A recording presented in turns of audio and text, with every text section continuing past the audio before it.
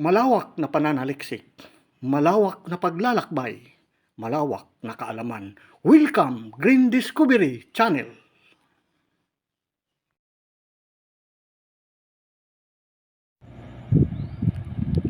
Ayan pa mga ka-discover, no, yung mga unggoy dito at marami at sabi ng guard bawal daw pakainin. Meron pa nga dito papel, ayan na nakasulat nga bawal pakainin. At itong mga unggoy na ito ay pag iniwan mo yung mga gamit ay habnutin or pasukin.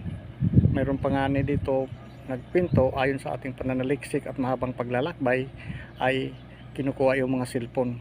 Kaya nga pag ay pumunta kayo dito sa lugar nito sa tapat ng Bataan ay kailangan ang inyong sasakyan nakasira. At ayan na nga niyo, mag-aating no, pinapakain ng isang may sasakyan.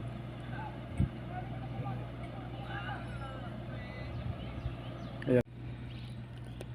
Kaya may babala dito, yung sinabi ko kanina na huwag pakainin ang unggoy. Ito yung bili ng gwardiya doon sa unahan na mayroon silang nakasulat dito na huwag pakainin ang mga unggoy.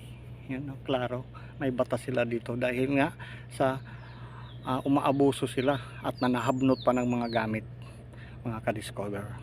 Kaya atin bantayan at pag pumunta tayo dito sa isang lugar na may nagpapaalala na maging safety ang lahat na pumupunta dito.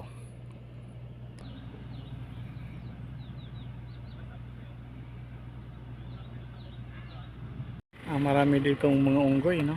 Ito na sa tapat ng Bataan, ang dumami na, dami na papapicture dito mga ka-discover. Ano, normal. Uy, hindi ka talaga nakabito. Yan pa yung dalawa, magkapatid.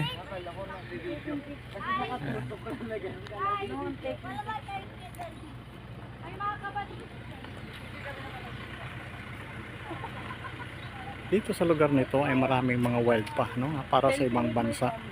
Ngayon na ito ay inaalagaan at hindi ito sinasaktan, kundi pinapakain lang sila, ayun nagtapon. At ito sila, no? Pero na pumapasok ito sa mga sasakyan o nangangagaw ng mga gamit, mga ka-discover.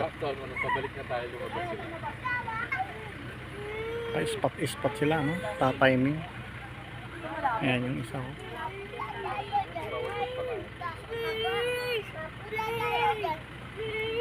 Malaki. At nakakamangha itong mga unggoy na live pa ito dito sa tapat ng Bataan ito na isla. Moy moy.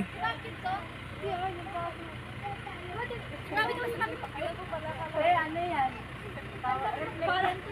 Parang San Pedro yata. Hindi yung kasi sa dulo. Hector langit yun. So hanggang sa muli, ano, dito na lang sa Green Discovery at marami pong salamat at itong lugar nito ay live na marami pang unggoy.